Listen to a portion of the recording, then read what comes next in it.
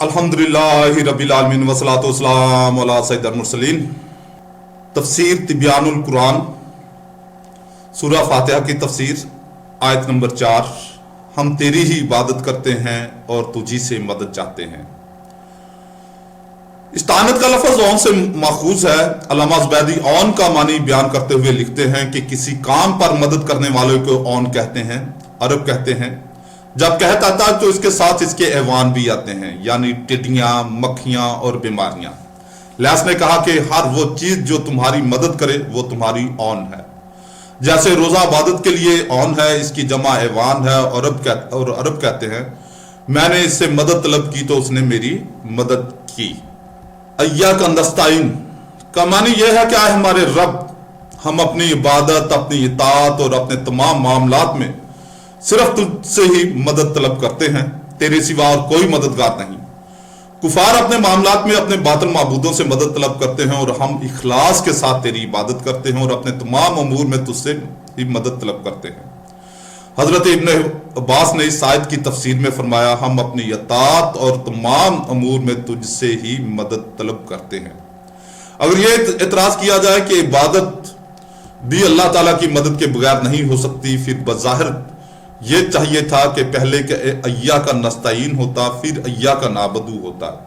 اس کا جواب یہ ہے کہ واو ترتیب کا تقاضا نہیں کرتی، جیسا کہ قرآن کریم میں ہے سورہ العمران آیت 43، اے مریم اپنے رب کی عبادت کر، سجدہ کر اور رکوع کرنے والوں کے ساتھ رکوع کر۔ اس آیت میں پہلے سجدہ اور پھر رکوع کا ذکر ہے،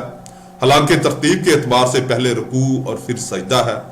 دوسرا جواب یہ ہے کہ وسیلہ مقصود پر مقدم ہوتا ہے۔ بندہ کو یہ تعلیم دی گئی ہے کہ جب تم دعا اور سوال کرنا ہو تو اس سے پہلے اللہ رب العزت کی عبادت کرو تاکہ تمہاری دعا قبول ہو۔ اس لیے مدد طلب کرنے سے پہلے عبادت کرنے کا ذکر کیا گیا ہے۔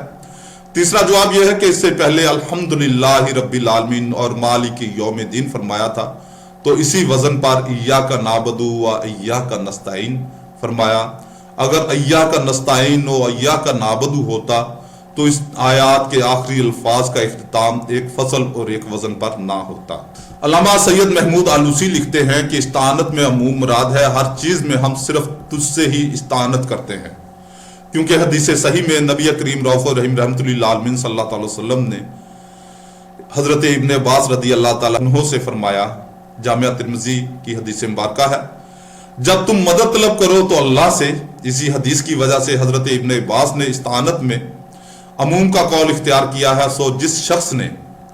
اپنے اہم معاملات بلکہ دوسرے غیر اہم معاملات میں بھی غیر اللہ سے مدد چاہی تو اس نے ایک عبث عمل کیا۔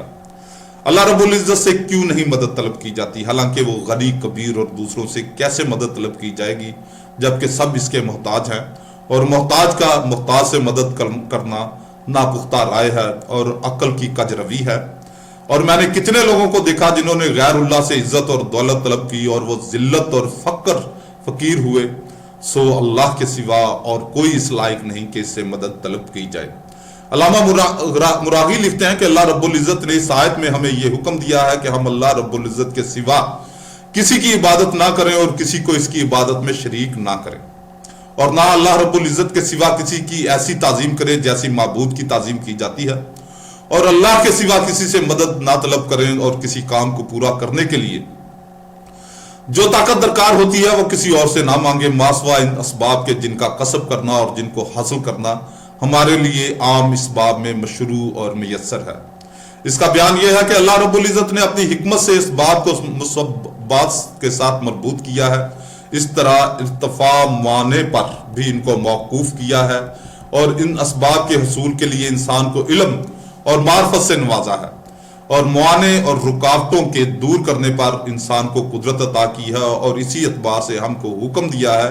کہ ہم ایک دوسرے کی مدد کریں اور تعاون کریں۔ اللہ رب العزت کا ارشاد ہے سورہ مائدہ آیت نمبر 2، اور تم نیکی اور پرہیزگاری کے کاموں میں ایک دوسرے کی مدد کرتے رہو اور گناہ اور ظلم میں ایک دوسرے کی مدد نہ کرو۔ سورہ الکہف آیت نمبر 95۔ ذوالقرنین نے کہا، میرے رب نے جس پر مجھے قدرت دی ہے وہ تمہارے مال سے بہتر ہے، تو تم محنت کے کام میں طاقت سے میری مدد کرو،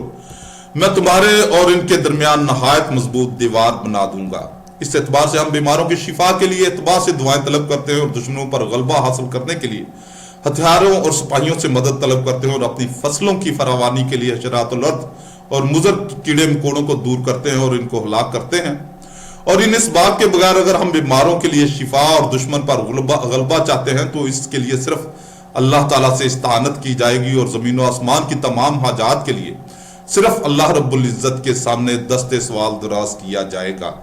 اور نبی صلی اللہ علیہ وسلم کی حیات طیبہ میں ہمارے لیے اسوہ اور نمونہ ہے۔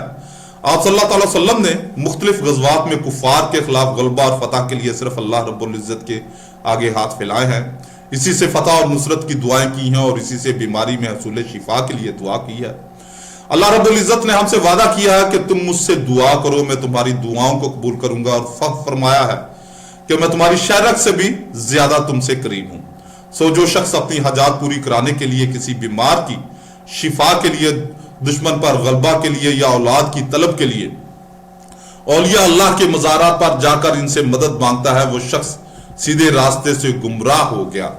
اس نے اللہ رب العزت کی شریعت سے اعراض کیا اور اس نے زمانہ جاہلیت کے بت پرستوں کا سا کام کیا۔ ہمارے نزدیک علامہ مراغی کا یہ فتویٰ علیہ اطلاق صحیح نہیں ہے۔ زمانہ جاہلیت میں کفار بتوں کو مستحق عبادت قرار دیتے تھے اور اسی عقیدہ کے ساتھ ان سے استعانت کرتے تھے، لیکن جو مسلمان اللہ تعالیٰ کے سوا کسی کو مستحق عبادت قرار نہ دیتا ہو اور نہ اولیاء اللہ کو متصرف بالذات سمجھتا ہو، نہ ان کو تصرف میں مستقل سمجھتا ہو، بلکہ یہ سمجھتا ہو کہ اولیاء اللہ کی دی ہوئی قدرت اور اس کے اذن سے اس کائنات میں تصرف کرتے ہیں اور اسی عقیدہ کے ساتھ ان سے استعانت کرے، تو اس مسلمان کا یہ فعل شرک ہے، نہ زمانہ جاہلیت کے بت پرستوں کا سا کام ہے۔ تاہم ہمارے نزدیک شریعت کا اصل تقاضا یہی ہے کہ ان تمام امور میں صرف اللہ رب العزت سے استعانت کرنی چاہیے۔ اولیاء اللہ بھی اللہ کے محتاج ہیں اور ہم بھی اللہ تعالیٰ کے محتاج ہیں، تو سلامت روی اس میں ہے کہ ہر حاجت اللہ تعالیٰ سے طلب کی جائے اور ہر ضرورت میں اس کے آگے دست سوال دراز کیا جائے۔ ہم نے ان پڑھ عوام اور جہلا کو اولیاء اللہ کے مزارات پر بارہا سجدے کرتے ہوئے دیکھا ہے، جو منع کرنے کے باوجود باز نہیں آتے۔ اسی طرح ان کو مزارات پر صاحب مزار کی نظر اور منت مانتے ہوئے دیکھا ہے، حالانکہ سجدہ عبادت ہو یا سجدہ تعظیم اللہ کے لیے،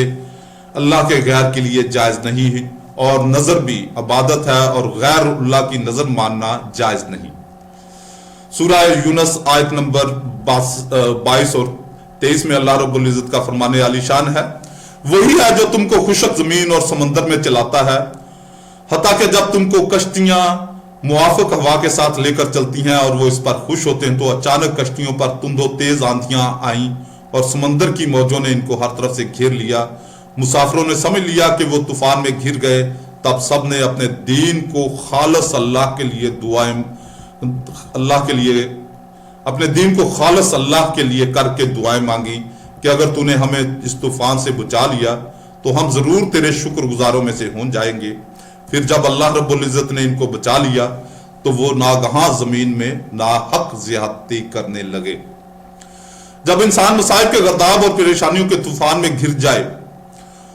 تو کٹر سے کٹر مشرک بھی صرف اللہ رب العزت ہی کی طرف رجوع کرتا ہے۔ سو مسلم اور موحد اس بات کے زیادہ لائق اور مستحق ہے کہ وہ اپنی مصیبتوں اور پریشانیوں میں صرف اللہ رب العزت سے التجا کرے، اسی سے مدد مانگے اور اسی کے آگے ہاتھ پھیلائے۔ امام راضی سورہ یونس آیت نمبر 10 کی تفسیر میں لکھتے ہیں، ان کافروں نے انبیاء علیہ السلام اور اولیاء کرام کی صورتوں کے بت بنا لیے تھے، اور ان کا یہ الزام تھا کہ جب وہ ان بتوں کی عبادت کریں گے تو وہ بت اللہ کے پاس ان کی شفاعت کریں گے۔ اور اس زمانے میں اس کی نظیر یہ ہے کہ بہت لوگ اولیاء اللہ کی قبروں کی تعظیم کرتے ہیں، اور ان کا یہ اعتقاد ہوتا ہے کہ جب وہ ان قبروں کی تعظیم کریں گے تو وہ اللہ کے پاس ان کی شفاعت کریں گے۔ قبر کو سجدہ کرنا، قبر کا طواف کرنا اور حصول منفعت کے لیے صاحب قبر کی نظر ماننا، قبر کے سامنے جھکنا، یہ تمام امور ناجائز اور حرام ہیں۔ ہونا یہ چاہیے کہ اولیاء اللہ کے مزارات کی زیارت کی جائے، کیونکہ زیارت قبور سنت مبارکہ ہے اور ان کے مزارات پر احسال ثواب کیا جائے، یہ بھی احادیث سے ثابت ہے۔ ان کی مغفرت اور ان کے درجات کی بلندی کے لیے دعا کی جائے، کیونکہ قرآن کریم میں وفات یافتہ مسلمانوں کے لیے دعا کرنے کی تعلیم ہے، اور ان کے وسیلے سے اپنی حاجات کی قبولیت کی دعا کی جائے کہ رسول اللہ صلی اللہ علیہ وسلم نے حضرت فاطمہ بنت اسد کی مغفرت کے لیے اپنے اور انبیاء صابقین کے وسیلہ سے دعا فرمائی ہے۔ اور زیادہ سے زیادہ یہ ہے کہ اولیاء اللہ سے یہ درخواست کی جائے کہ وہ ہماری حاجت روائی کے لیے اللہ رب العزت سے دعا کر دیں۔